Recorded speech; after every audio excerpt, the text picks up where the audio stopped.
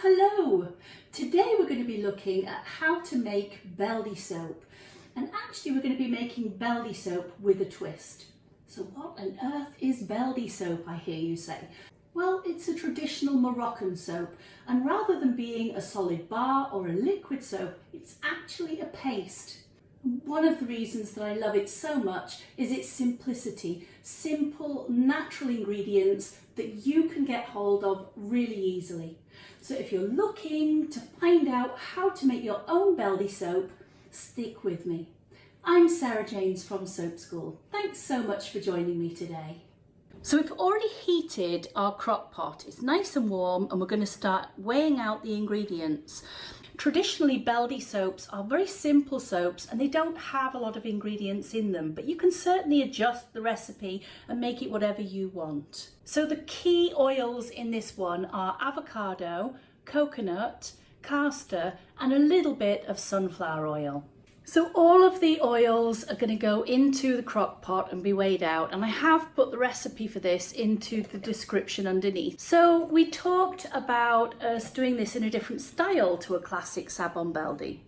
And a savon Beldi generally is made from pureeing the olives and using olive oil or argan oil as well. Is a very, very popular one in North Africa. And we wanted to do something a little bit different. We've already done a video on making savon Beldi, and it's a soap which is more of a paste that's traditionally used in hammams. So if you've ever had the chance to visit a hammam, they are a great experience and they're very much a part of the community.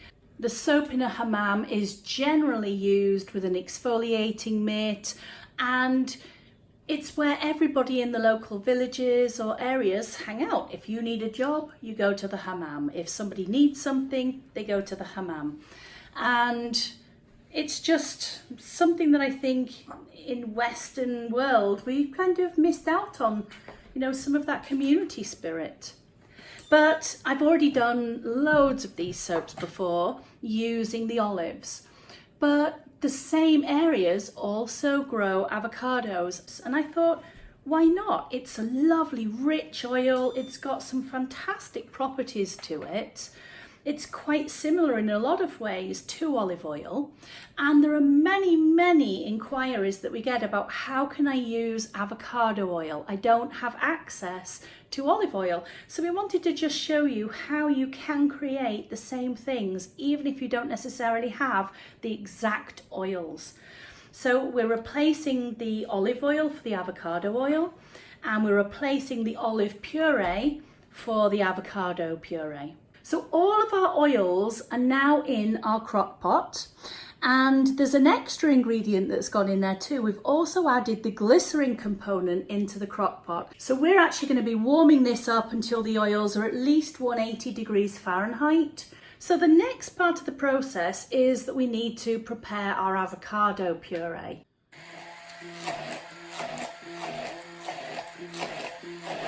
Wow, doesn't that look delicious? And all of that is going to be in our soap. So our oils are warming up. We're not far off being at the right temperature now. So the next phase is to weigh out our lye solution. Now you'll notice that we're actually not using the full amount of water in here when we're mixing our lye solution. And that's because we've got the glycerin, which is also part of our water phase, and that's already in the crock pot. Before we mix our lye solution, we're going to add the avocado puree into our oils and really give that a good mixing with the stick blender. So we're just giving that a really good blitzing to get the avocado really pureed down as much as possible. It's very smooth, but it's just one final check to really break it down.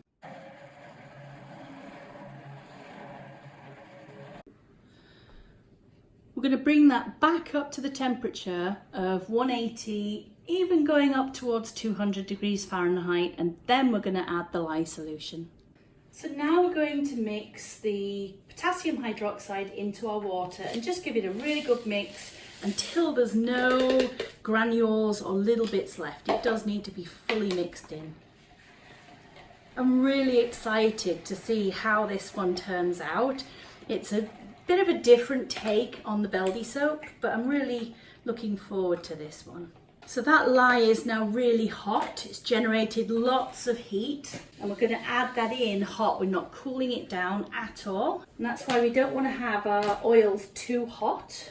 We're not just dumping it all in at once. We're just adding a little bit at a time and just stirring it in, because we are working with a hot process, and that can mean that you get reactions, especially if you're running hotter temperatures. So I have a question for you. And you can answer at the top right hand side of the corner. I want to know, do you love eating avocados? Are you a big avocado fan? Do you like things like avocado toast? Or is it something that you're just not that interested in from an eating perspective, but you love it in your skincare? Can't wait to see what the results are. So now we're going to start stick blending it and take it to trace.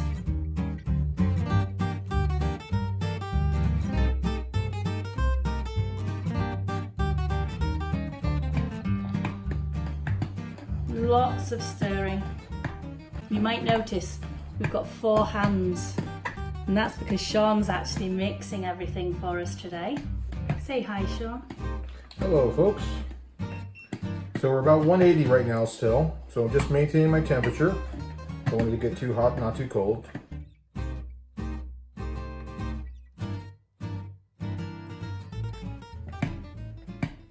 Now, when you're using the glycerin in this recipe, you'll notice it takes a little bit longer getting to the trace point.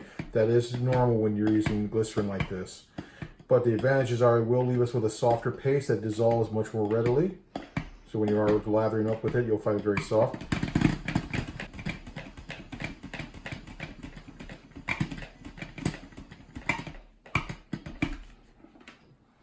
Just want to monitor our heat here.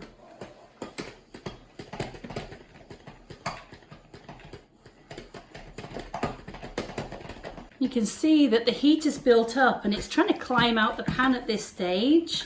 That's quite normal. That's because we were running a hotter temperature, and that's quite normal. So always make sure that your pan is plenty sufficient for the size of batch that you're doing. We normally recommend at least twice the size that you need. Wow, that looks so good. So it's at 200 degrees. We're just pushing it into trace now. It's interesting because if you remember, our oils were at 180 and our lye was at 170, but it's climbed all of the way up now to 200 degrees Fahrenheit. This has already started cooking itself out. We're just going to pop it back on the heat and let it cook itself fully out and turn into that beautiful soap that we're looking for. So I'd love to know, we first encountered savon Beldi when we were over in Morocco, quite a few years ago now actually, isn't it? My goodness, time flies. But we had a fantastic time over in Morocco. And I always love looking at different styles of soaps wherever we are in the world. But I'd love to know, is it a soap that you've ever used? Have you ever had the chance to go to Morocco and experience it?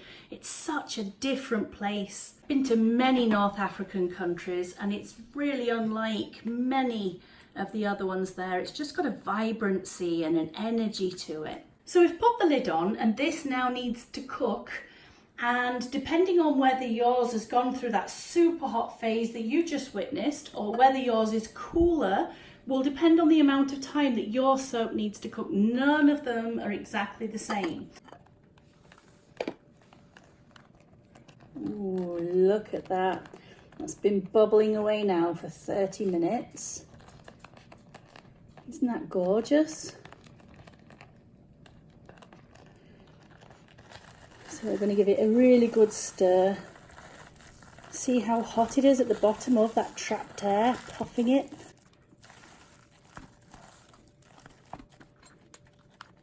Now how long yours takes to cook, I honestly don't know. It will depend on your temperatures and how far you got your mix traced at the beginning.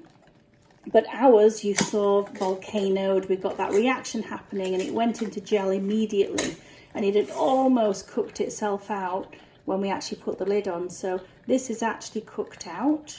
So the final thing is to fill some containers, and you don't have to do that at this point. You can actually just put it into a big container and just leave it. but we're actually going to fill a couple of containers now and just leave them to settle down. We're using a shower safe container. It's a PET container. I've never found an easy way of filling these, and they're always in a very rustic state when you buy them. But I'd definitely be cleaning up all of the rim of that with a sterile cloth.